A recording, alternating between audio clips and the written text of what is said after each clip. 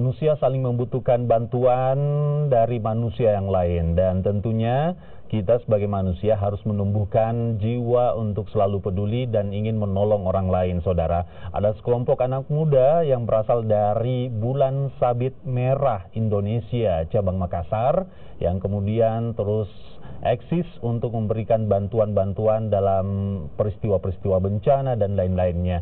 Sebenarnya apa ini Bulan Sabit Merah Indonesia? Kita telah hadirkan dari rumah menuju ke sini, walaupun kondisinya sedang hujan, tapi kami sudah bersama dengan salah satu personil atau anggota dari Bulan Sabit Merah Indonesia Makassar. Ada Waude Sri Irnawati. Selamat pagi. Ya, pagi Mas. Apa kabar? Alhamdulillah baik. Nggak kehujanan?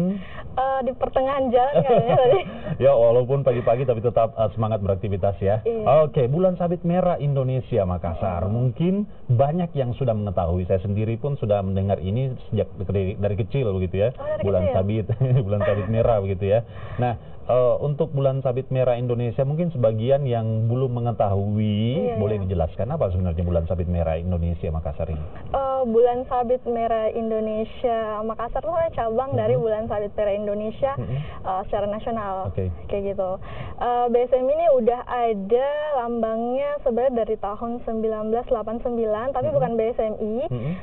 Itu dari almarhum Profesor Basalama yang menggunakan lambang Bulan Sabit Merah di KSR UMI, Universitas Muslim Indonesia, tapi kemudian diganti di tahun 2016. BSMI Makassar itu dari tahun 2000, tapi kita baru bergabung dengan pusat tahun 2005 gitu. Bagaimana ceritanya? Jadi diawali berdiri di Makassar. Iya, diawali berdiri di Makassar. Kemudian bergabung dengan nasional begitu. Dengan nasional. Jadi kayak saat itu ada dua BSMI nih. Gitu. Ada BSMI yang di Jakarta, ada BSMI di Makassar. Tapi pada saat itu BSMI masih berdiri sendiri-sendiri begitu ya. Iya. Kapan BSMI ini menyatu? Tahun 2002 kan deklarasi semuanya kecuali Makassar, gitu. Nanti 2005 barulah kita menyatu dengan pusat dan BSM yang lain. Oke, 2005. 2005. Sudah cukup lama sekali ya kehadiran Bulan Sabit Merah Indonesia ini. Pasti orang-orang yang di dalamnya beregenerasi nih ya. Oke. Kalau Mbak sendiri angkatan berapa mulai masuk di Bulan Sabit Merah Indonesia Makassar itu tahun berapa? Saya tahun 2013, itu masih kuliah semester 3. Semester 3. Oke. Apa yang mendasari Mbak Irnawati ini untuk kemudian bergabung di dalam sebuah perkumpulan orang-orang yang selalu terjun untuk menolong orang lain? Saya mulai tertarik sama lambang Bulan Sabit Merah saat melihat di TV ya. Di TV itu Bulan Sabit Merah mengirim bantuan ke Palestina. Ya, jadi dari SMA udah, aduh ini keren ya, kayaknya saya ikut deh gitu. Jadi ya pada saat kuliah udah nyari-nyari, ternyata ada di Makassar. Saat itu sepupu saya dia dokter gigi, gabung di BSMI. Jadi ya saya gabung juga. Gitu. Baik. Jadi dari kecil sebenarnya ada jiwa. Tapi pada saat itu sudah mengetahui bahwa Bulan Sabit Merah ini memang selalu fokus memberikan bantuan-bantuan begitu, bantuan-bantuan kemanusiaan baik dari tenaga kita maupun menyalurkan bantuan orang lain begitu. Iya, sudah, karena sebenarnya Bulan Sabit Merah ini adalah lambang dari Konvensi Jenewa. Gitu. Jadi di Konvensi Jenewa itu ada 3 lambang kemanusiaan nih yang diakui. Yang pertama Bulan Sabit Merah, kemudian Palang Merah, dan Kristal Merah. Gitu. Kalau Israel dia pakainya bintang David merah. Kayak gitu, tapi hanya dipakai negaranya aja.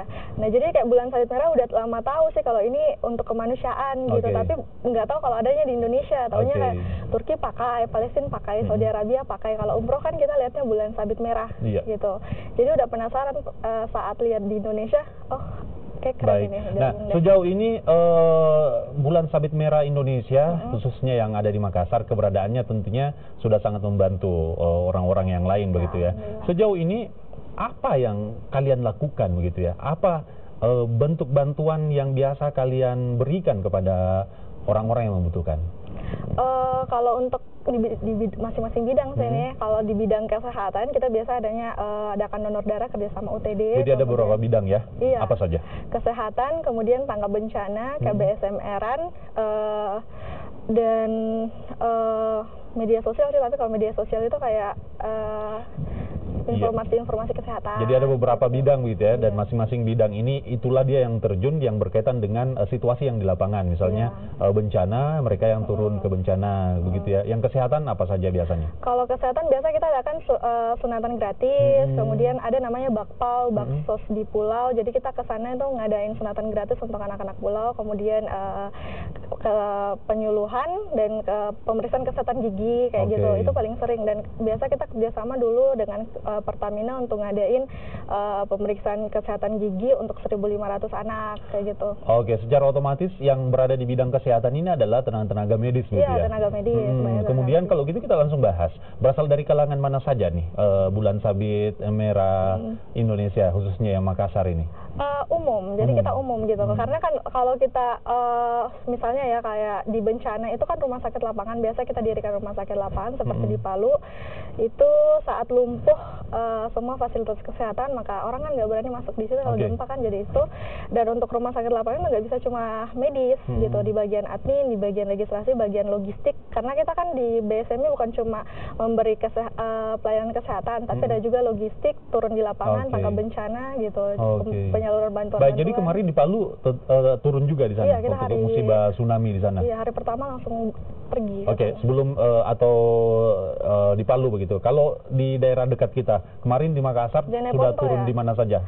Di Makassar atau di Sulawesi Selatan gitu. Ada di Sidrap, kemudian ada di, kalau dulu saya tahu 2013 jadi bencana di Sulawesi itu Puting Beliung, kemudian yang ada dokter kami juga yang kami kirim untuk kecelakaan pesawat saat itu ya. Jadi peristiwa banjir kemarin di Goa Jeneponto turun juga ya. Baik, kita lihat beberapa dokumentasi kegiatan yang pernah dilakukan oleh teman-teman dari Bulan Sabit Merah Indonesia Cabang Makassar. Apa saja sih yang pernah mereka lakukan? Ini adalah dokumentasi dari Bulan Sabit Merah. Ini pastinya dari bidang kesehatan nih. Bisa dilihat di monitor kita. Ini pelayanan apa nih? Di mana? Ini di Jeneponto, Jeneponto. Pemeriksaan kesehatan begitu ya? Iya. Inilah sebagian relawan penyebutannya ya. Ini kita buat klinik lapangan. Klinik lapangan. Ya, karena saat itu nggak bisa rumah sakit karena skalanya bukan skala besar. Otomatis keberadaan klinik lapangan ini sangat membantu begitu ya, bagi orang-orang yang sedang mengalami musibah dan membutuhkan bantuan kesehatan, tenaga kesehatan, itu terbantu dengan adanya mereka yang berada di dekat lokasi mereka. Ini mungkin lagi persiapan begitu ya. Iya, ini apel pagi biasa sebelum kita menyamakan frekuensi kerja kan gitu. Nampaknya ini ada beberapa bidang nih ya, ada siaga bencana juga nih saya lihat nih, atau kesehatan nih semua? Enggak, itu yang pakai booth itu mereka siap membantu masyarakat, kan banyak puing-puing, terus banyak lumpur. Berikutnya ada pastinya ada puing-puing yang kemudian ternyata tidak hanya memeriksa kesehatan, anggota dari Bulan Sabit Merah Indonesia ini juga bahkan turun langsung membersihkan puing-puing bekas banjir ya. Iya. Ini masih pemeriksaan kesehatan, tempat ibadah. Kemudian di sini kan kalau banjir itu krisis air bersih, jadi kita nyalurin juga air bersih. Iya, ini dia bantuan yang diberikan juga ya mungkin ya kepada masyarakat. Hygiene kit sih paling sering juga. Hygiene kit. Kenapa? Hygiene kit itu paling penting juga. Oh gitu. Iya. Ini air, penyaluran air. Oh, bantuan air juga diberikan ya? Iya. Koordinasi yang dilakukan itu seperti apa sehingga bisa mendapat bantuan air bersih? Apakah ada koordinasi yang kalian lakukan kepada pihak-pihak terkait, atau kalian menyiapkan sendiri air bersih misalnya, atau menyiapkan bantuan untuk diberikan? Sebenarnya kalau di tangkap bencana itu kita koordinasinya dengan klaster UAS, tapi untuk yang Jeneponto ini kita nyari kemana aja itu mata air terdekat, dan kita bantu ngangkutin gitu dengan isi tandon dan dibawa dengan kendaraan kami. Baik, ini dia langsung, jadi tidak hanya pemeriksaan kesehatan atau apapun itu, tapi juga terlibat langsung membersihkan rumah warga nampaknya ini ya. Iya. Next. Ini dia teman-teman dari Bulan Sabit Merah Indonesia Cabang Makassar. Baik, kita kembali ke perbincangan kita di kesempatan kali ini. Kalau Bulan Sabit Merah Indonesia ini apakah setiap tahunnya ada perekrutan? Ada, jadi namanya Diksar. Bagaimana prosedur jikalau ada orang yang ingin bergabung di Bulan Sabit Merah Indonesia Makassar? Pertama menantikan dulu kapan oprek ya, kapan open recruitment, kemudian mendaftar. Jadi kita ada 2 sesi pendiksaran. Yang pertama itu biasa konsepnya indoor, jadi sekitar 1 bulan di setiap hari libur sih. Jadi yang kerja juga boleh gabung karena Jumat Sabtu Minggu aja kegiatan kita. Itu indoor materi selama tergantung dari panitia mau materinya sampai berapa minggu, biasa 1 bulan. Kemudian setelah itu kita masuk konsep outdoor. Nah outdoornya ini kita pilih, kita mau jungle rescue, water rescue atau apalah yang cocok untuk di lapangan kayak gitu. Dan setelah itu ya mulai diksar dan sah mereka masuk bergabung dengan kami. Ternyata menarik juga ya, rekrutmennya tidak terlalu serius gitu ya. Ini nampaknya untuk menyesuaikan jiwa-jiwa anak muda begitu ya. Tapi kalau yang profesional lain juga, namanya Diklat Pro. Jadi mereka cuma indoor aja, ambil materi, karena kita kan kalau ada dokter spesialis mau gabung nggak mungkin kita suruh ngerayap di hutan kan. Gitu. Nah itu persyaratannya apa? Apakah ada batasan umur, atau apa gitu untuk yang bisa gabung? Minimal sih usia di atas 18 tahun. Kayak gitu. Apalagi udah persyaratan lainnya? Kemudian secara jasmani, punya jiwa sosial gitu. Itu yang paling penting gitu ya, karena ketika kamu sudah berada di dalamnya, kamu tidak akan terbebani ketika jiwa kamu memang jiwa-jiwa yang membantu orang lain gitu ya. Kalau jiwanya mungkin masih individual, kemudian kita berinteraksi dengan teman-teman yang memang berjiwa sosial, itu agak sulit ya, terbebani begitu. Baik, poin apa dan tujuan penting apa sebenarnya yang ingin dicapai dari keberadaan Bulan Sabit Merah khususnya Makassar?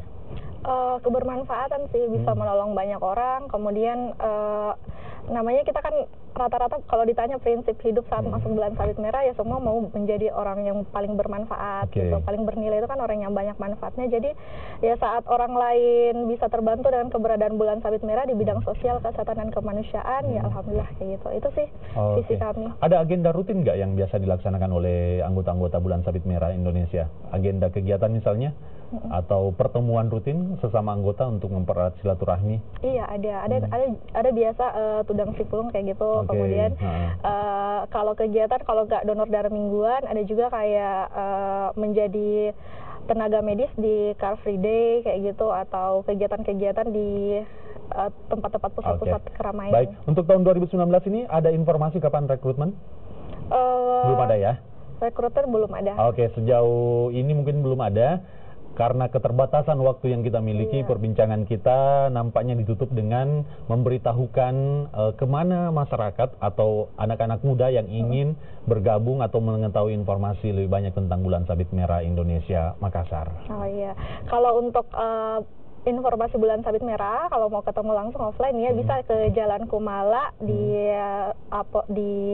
lantai 3 di Ruko Jalan Kumala. Kemudian untuk sosial media yang lebih mudah, ada IG kami. Kalau IG itu BSMI Society. Kemudian untuk Facebook BSMI Kota Makassar, dan ada juga page-nya itu BSMI Society, dan YouTube juga ada BSMI Society kalau mau lihat aksi-aksi kami selama bencana di Indonesia. Gitu. Baik, bergabunglah bersama orang-orang yang memiliki jiwa kemanusiaan, jiwa sosial, jiwa peduli, karena dengan itu akan membangun diri kamu untuk menjadi orang yang lebih peduli lagi kepada orang lain. Terima kasih Mbak Walde yang telah hadir di studio Kompas TV Makassar. Demikian perbincangan kita di kesempatan pagi hari ini, menarik sekali, mudah-mudahan semuanya bisa terinspirasi dan bisa menjadi orang yang menunjukkan jiwa sosial gitu ya. Saya Indra Bakti, sampai di sini Sapa Sulsel, selamat pagi saudara, dan